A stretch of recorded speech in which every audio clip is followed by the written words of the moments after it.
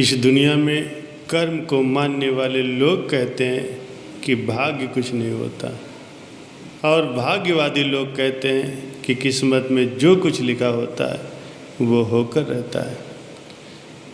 यानी इंसान कर्म और भाग्य इन दोनों बिंदुओं की धुरी पर ही घूमता रहता है और एक दिन इस जग को अलविदा कह करके चल देता है।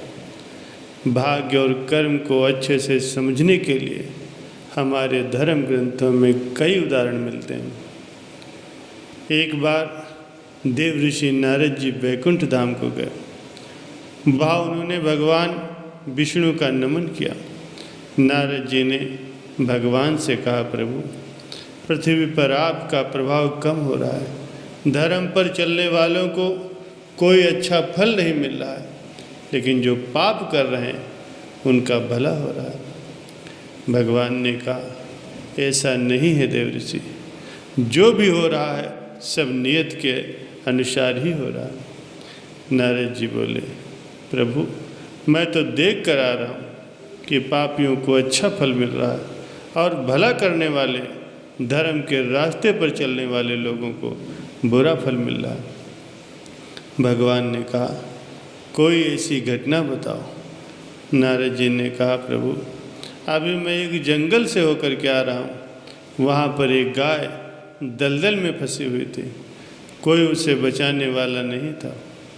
तभी एक चोर उधर से गुजरा। गाय को फंसा हुआ देखकर भी वो नहीं रुका और वो उस पर पैर रख करके दलदल लांघ कर निकल गया। आगे जाकर के चोर को सोने की मोहरों से भरी एक थैली मिल गई। थोड़ी देर के बाद वहाँ से एक वृद्ध साधु गुजरे। उन्होंने उस गाय को बचाने की पूरी कोशिश की। पूरे शरीर का जोर लगाकर उस गाय को बचा लिया, लेकिन मैंने देखा कि गाय को दलदल से निकालने के बाद वो साधु जब आगे गया तो एक गड्ढे में गिर गया। प्रभु, अब आप ही बताइए कि ये कैसा न्याय है। नारद जी की बात सुन लेने के बाद प्रभु बोले, ये सही ही हुआ। जो चोर गाय पर पैर रख कर के भाग गया था, उसकी किस्मत में तो एक खजाना लिखा था, लेकिन उसके इस पाप के कारण उसे केवल कुछ मोहरे ही मिली। वही उस साधु को गड्ढे में इसलिए गिरना पड़ा क्योंकि उसके भाग्य में आज मृत्यु लिखी थी, लेकिन गाय को बचाने के कारण उसके पुण्य बढ़ गए और उसकी मृत्यु एक छोटी सी चोट में ही बदल गई। इंसान के कर्म से उसका भाग्य तय होता है। इंसान को कर्म करते रहना चाहिए, क्योंकि कर्म से भाग्य बदला जा सकता है। प्यारे सज्जनों, इंसान सदैव अपने भविष्य को लेकर के चिंतित रहता है, लेकिन इंसान को सचमुच ही उसका भविष्य पता चल जाए तो क्या वो सब कुछ ठीक कर लेगा? क्या तब उसकी ज़िंदगी अभी के मुकाबले ज़्यादा अच्छी हो जाएगी? महाभारत में एक कहानी आती है कि कुरुक्षेत्र के मैदान में महाभारत का युद्ध हो रहा था। सभी लोग पक्ष विपक्ष में बट गए थे। तब उडुपी के राजा ने निष्पक्ष रहने का फैसला किया। उन्होंने न कौरवों को चुना न पांडवों को, बल्कि कृष्ण से उन्होंने एक अलग ही जिम्मेदारी मांग ली। उन्होंने कहा कि वो दोनों पक्षों के योद्धाओं के लिए भोजन की व्यवस्था करा करेंगे। युद्ध कब तक चलेगा ये निश्चित नहीं था। लाखों लोगों के लिए भोजन की व्यवस्था तो करनी ही थी। तो कृष्ण ने ये जिम्मेदारी उडुपी के राजा को दे दी। युद्ध में रोजाना हजारों लोग मरते थे। ऐसे में भोजन कितने लोगों का बनेगा?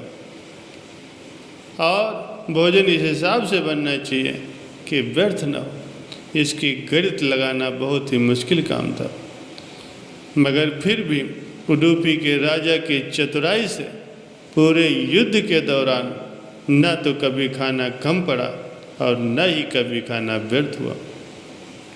एक दिन राजा से किसी ने पूछा कि ऐसी व्यवस्थित गणना आप प्रतिदिन कैसे कर लेते हैं कि लोगों के मरने की संख्या जाने बगैर ही भोजन न तो कभी ज़्यादा होता है और न ही कभी कम पड़ता है। तब राजा ने जवाब दिया, भगवान श्री कृष्ण जी हर रात को उबली हुई मूंगफली खाना पसंद करते हैं। मैं उन्हें छील करके एक बर्तन में रख देता हूँ। वो रात में जितनी मूंगफलियाँ खाते हैं, अगले दिन लगभग उतने ही 1000 सैनिक मारे जाते हैं। कृष्ण से मरने वालों की संख्या इस तरह से पता चल जाती है। उसी के अनुसार मैं खाना बनवा देता हूँ, तो व्यर्थ होने का तो सवाल ही नहीं पैदा होता। यहाँ समझने की बात यह है कि श्री कृष्ण वो थे जिन्हें सब कुछ पता था, फिर भी वो अपनी लीला खेल रहे थे। वो लगातार अपनी जिम्मेदारी के अनुसार युद्ध में भागीदार बन रहे थे। मगर क्या सामान्य मनुष्य के साथ ये संभव है? सामान्य मनुष्य को अगर ये पता चल जाए कि कल क्या होने वाला है, तो वो कर्म करना ही छोड़ देगा। अगर उसे ये पता चल जाए कि 1 सप्ताह बाद उसकी मृत्यु निश्चित है, तो वो इसी समय से क्षण क्षण मरने का अनुभव महसूस करने लगेगा। ये मनुष्य की सीमित बुद्धि का फेर है कि वो समझता है कि भविष्य जानने से वो उसे संवार देगा। प्यारे सज्जनों, वास्तव में जीवन एक रोमांच का नाम है। ये एक ऐसी यात्रा है जहाँ अगले क्षण का कुछ भी पता नहीं। जिन्हें हम खुशियाँ कहते हैं वो सामान्य घटनाएं ही होती हैं, मगर उनकी अनिश्चितता ही उन्हें हमारे सामने खुशी के रूप में प्रस्तुत करती है। गीता में भगवान श्री कृष्ण ने भी कहा है कि कर्मण्येवाधिकारस्ते मा फलेषु कदाचन, अर्थात कर्तव्य करने में ही तेरा अधिकार है, फलों में कभी नहीं। इसलिए कर्म करते समय बहुत सोच विचार करके ही कर्म करें, अन्यथा उनके फलों से हम बच नहीं सकते।